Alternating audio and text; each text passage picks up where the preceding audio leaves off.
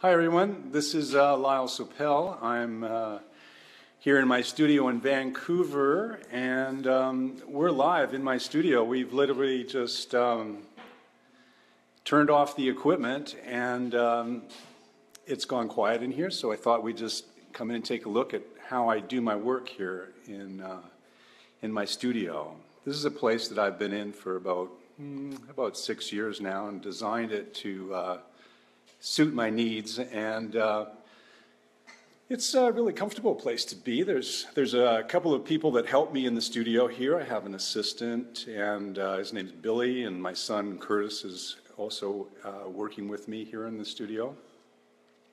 So, you know, the reason I wanted to do this live broadcast on Facebook is because, you know, I've been working with jade and hard gemstones for more than 40 years, and I get a lot of questions about how do I do what I do, and how do I stay creative, and how do I keep things interesting and keep a following of collectors. So, you know, I really wanted to share some of those ideas and share how I do my work, and kind of share how I got started as an artist, and maybe inspire some of you that are interested, and maybe inspire collectors that are also maybe tuned in, that can give you an idea of really how unique and unusual this art form is. So to really give you a beginning here is when I started carving jade about 40 years ago, as I said, there wasn't very much jade in the market. There was kind of an influx of jade from the north, and I was able to get a hold of it in Vancouver and started working on it here. But my location really gave me the opportunity to get involved.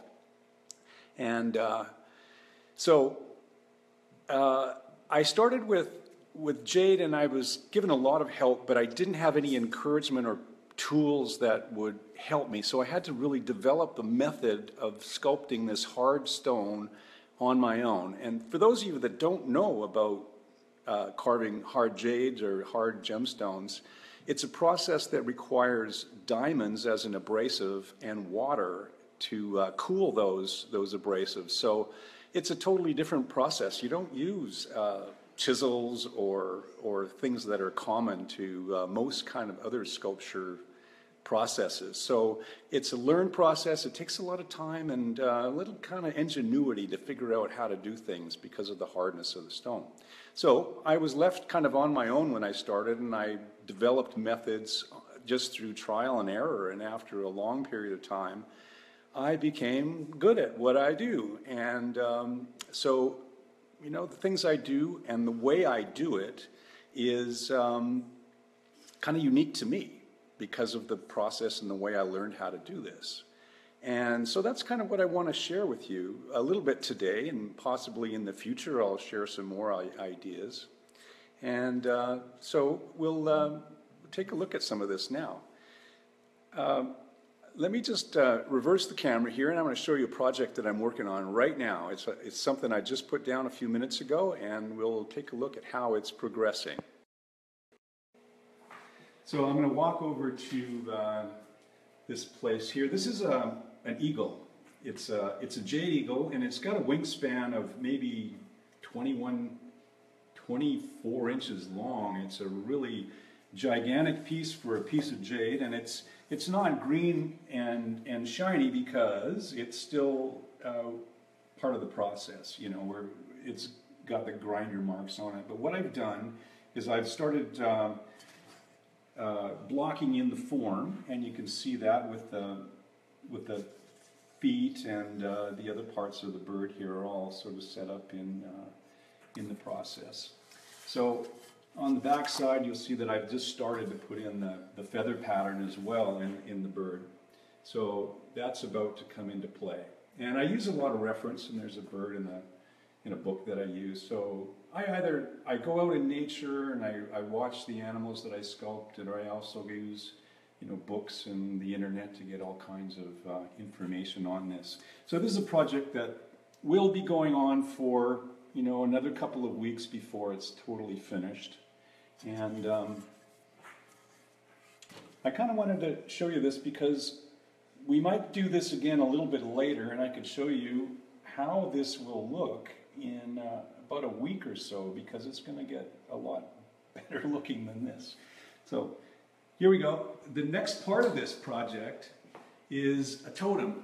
Now, as you can see, this looks like some ancient rotted out piece of wood, but actually this is an agatized piece of petrified wood. And I would say it's probably about 250 million years old. And what we've done is just ground out the features of a totem on it. And so the idea behind it is to include this eagle and have him swooping down off the top of the totem.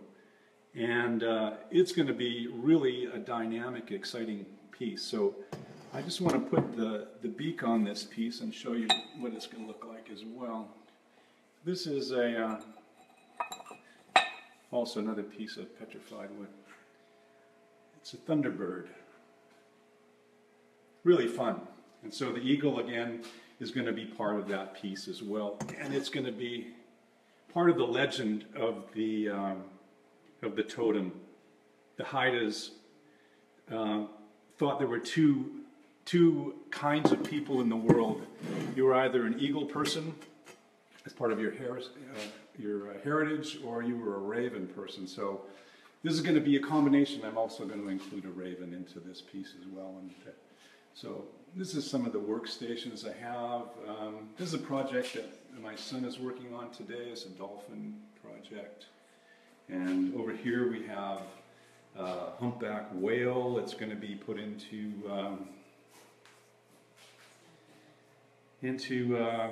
a base here of amethyst. So let me just get around and show you that too. So there you go, it's going to sit up something like that. So these are all projects that are kind of in the process and half done in some way. So as you can see, I like to have a variety of pieces going on at the same time. So, you know, I'm never bored. And one of the things about being a creative person is when you finish a project, there's a big down because you're so excited about doing it. And when it's finally done, you get that fun feeling, and then you got to start another one. So I never like to go there. What I like to do is always have projects going on at different forms at different times, and you know, I never run out. I always got something fun to work on. So that's what's kind of kept me inspired for all these years, is to always have something fun and interesting to work on. So let me just show you the room here. This is the main tool that I work with, and it's a 10-inch diamond grinding wheel, and it runs with a water on it like that. So that's where I spend a lot of time when I'm doing my sculpture. Here's another one. My saw that I use to do the outside cuts, and some of the odds and ends of the stone that I work with. Another view of the studio. So I've been worried about my polishing process, and I just want to get to some of the questions that people have asked me. So I'm going to walk over to where I actually do the polishing, and so I can show you this tool that I use. And you know, I do something kind of different than anybody else in the polishing process, and it's gives me this really high gloss polish. And so when I first started sculpting jade, it was kind of like the only thing you could ever do with jade was give it a high polish. But since then, I've developed all kinds of different ways to treat the surface, and it's like do it with textured in some way. I add like feathers to birds, and I do all kinds of other things of that nature. So it doesn't have to be just polished. So that was a big thing for me to learn while I was in the process. But let me show you here that for those that are interested, of course, not everybody may really want to know, but it's a felt wheel, and it runs on a set of bearings like that. And the felt is hard felt, so it's got to be hard pressed felt. And what I use is a diamond paste that I mix up like this, and actually apply the paste directly to the wheel. So it's a diamond mixed in the paste right on the wheel, and then I run that on the surface, and with a little little experience and some time, you'll learn how to do it, and it'll get through to a really high polish. So it's just it's a practice thing, but it's a thing that can be learned. And so let me some other things that I would want to talk about, because I've had over the last short while a lot of people ask questions, and I'd like to really get to those questions and see if we can relieve some of the mystery around the kinds of things that I do and what it is that that makes up this incredible gemstone art form. So one of the questions I got was, where do I get my inspiration? Like, where do I really get inspired from? So, as you know, I'm really a nature-based artist, and so I get it from observing nature, and I've always I've grown up in the West Coast, so that's one of the things that's really kind of big for me, is I love to walk in the forest, and I love the West Coast atmosphere and that kind of thing. But one of the biggest things is the stone that I work with. It's also a very inspiring thing to be involved with. So what I do is, in the back area of my studio, I have a table set up with a variety of different stones. And so when I'm starting a new piece, I'll align all these stones up, maybe in relationship to color and shape and texture. And then I'll do a composition about what would work well together. Say, you know, if I'm working with lapis, and then maybe use quartz with it in some way. And then so somehow through that planning process, ideas come to me. And so when I start working on a subject, I might choose a bird or whatever. And as I work through that process, ideas come to me as I work them. And so the inspiration is always fresh. I learn how to do it, or I learn about the subject as I produce it. So that's one of the ways. And I P's asked me about the polishing wheel. Where do I buy that wheel? And so, you know, you can buy it in a lot of different places. There's a company in California that I have bought this wheel from. It's called Diamond Pacific. So you can find them on the internet. They've got some variety of diamond or polishing tools. I use Poitier Enterprises here in Vancouver. He also will supply diamond tools and felt wheels. So there's two good opportunities to do that. I see Andres here from Germany likes to hear from you. I had a really great trip to Germany a few years ago, and I was introduced to some people that I really admired a great deal. And Andreas was one of them, and I'm glad to see he's here. Do a lot of great gem carving in Germany, and it was wonderful to be a part of that group that we visited there. So another question was, how do I ensure my creations stay rare and unique? Well, it's just my approach, I think, is really the answer to that. And I just love to do things in a different way every time. It's boring to me if I repeat the subjects again and again, but you know, I have my favorite subjects, and I just like to do them in a different way. So I think it's the stone that keeps me varied, and it's quite often I work with things that are so unique that I only have like one stone, and so when I finish that one particular carving with that one particular stone, then I don't have another one. It's like it's over. So that's definitely a unique finished product when you can't reproduce it in that particular stone. So he's also asking here about the matte finish that I use. Well, an interesting thing I do is sandblast. So what I might do is take subject to about a 500 grit or a 220 grit, and then I'll take it to my sandblaster where I have a 400 grit silicon carbide in the sandblaster, and then I'll sandblast the surface. And I often use wax as well when that's on that sandblasted surface, and it gives this really sort of nice silky surface to it. So I hope that helps. And I see I have a friend from Russia, and sorry I can't read your name, I can't read Russian, but it's good to hear from you. So let's see, we have another question. Oh, you know, I have a lot of followers in Brazil, and I had no idea until we started this Facebook broadcast that I had so many followers in Brazil. Who would you know? But it's good to know that Brazil is out there and interested in what I do. So how do I find the materials that and where do I typically get them? Well, the jade that I use most often comes from northern British Columbia. So it's available in Vancouver maybe about once a year. So, you know, at an auction or is where I usually would buy it. So it comes out of the mine.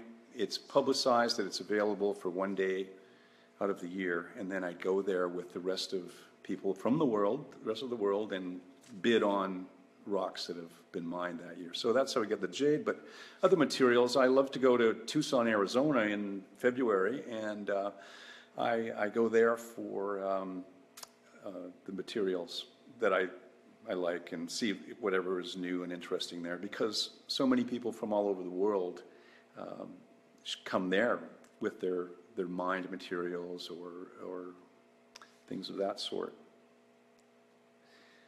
So, do I have any plans for 2017, new sculptures or projects or travel?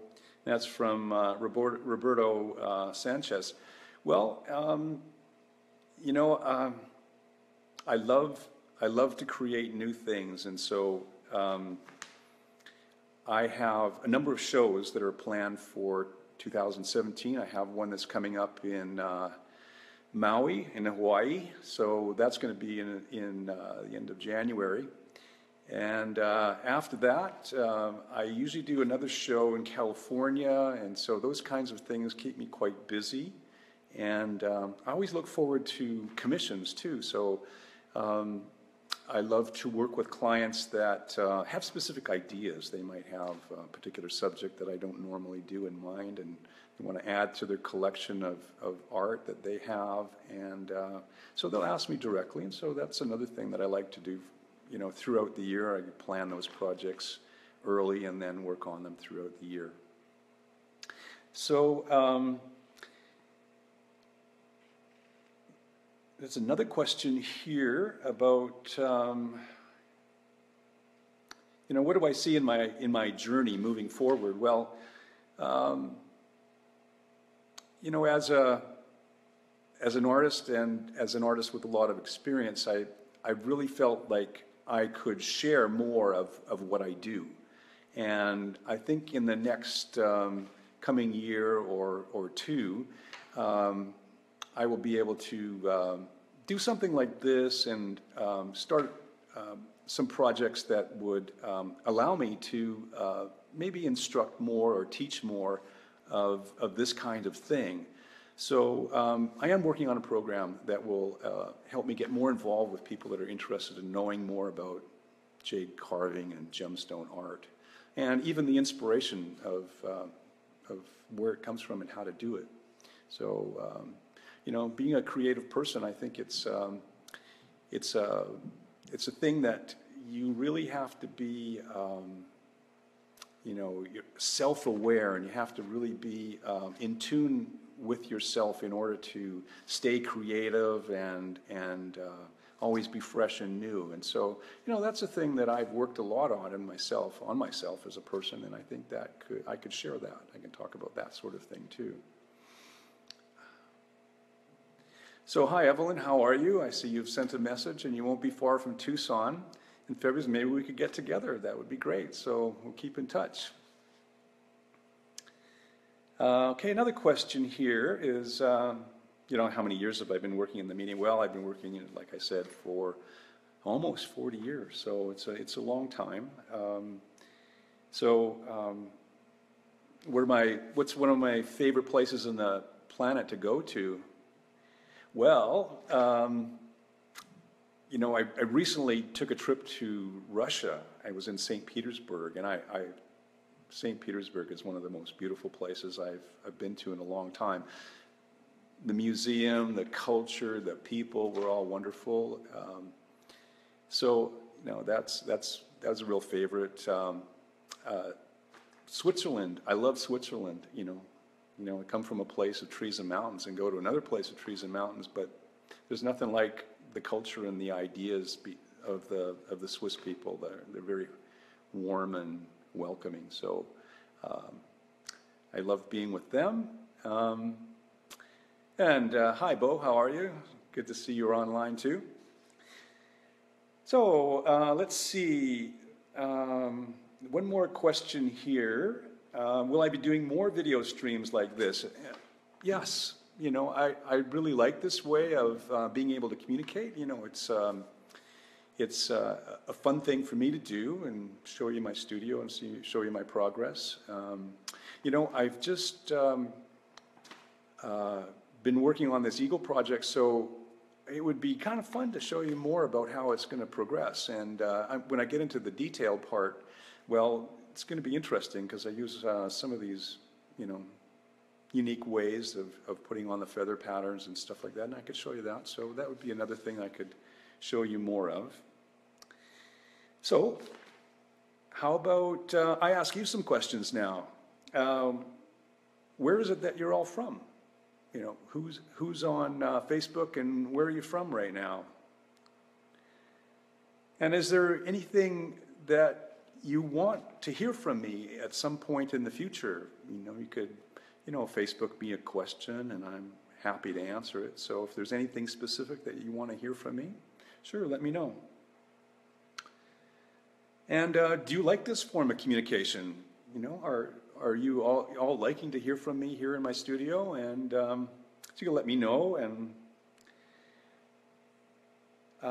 so those of you that are collectors, what kind of art do you like to collect? Are there other things than jade and gemstone pieces, or is there stuff that you want to share with me? I'd love to know. And how about where did you hear from me?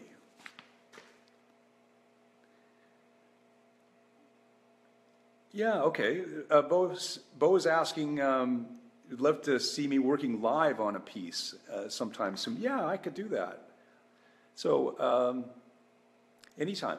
I could do that probably next time round. Just need a cameraman. Not that you'd like to know, because it's a really, it's a noisy, messy process. I work in my rubber gear with my headphones on, and I'm wet head to toe. So you could see a little bit of it, but it's not interesting beyond that. But you can see how the process takes place.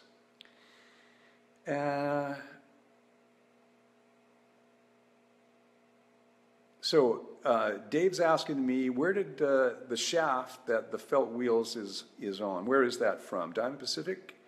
Well, that shaft is an 1.5 inch steel, and I had that made up. So a lot of the tools that I showed you in the earlier part of this broadcast these are tools that I actually made. Everything in here, except for some of the manufactured hand pieces, is stuff that I made. So that's one of the challenges I found with working with jade, and also learning this process without some specific instruction, is that I had to invent a way to do it. So the tools I have and the processes and so on are things that I made on my own. So, yeah, thank you, Aaron. Nice to hear that you're online as well. So, if you don't have any other questions, well, it was really great to speak with you and show you my studio. And so I look forward to talking to you again real soon. So thanks for joining me. And if you want to see more of my process, you could connect to my website, and I have a 2-minute video on that website that gives you a little more explanation, show you some finished work, and you could follow through with that and stay in touch. So I love all the hearts, and thanks so much for taking part in this, and it was a real boost to my day. Thanks for being with me.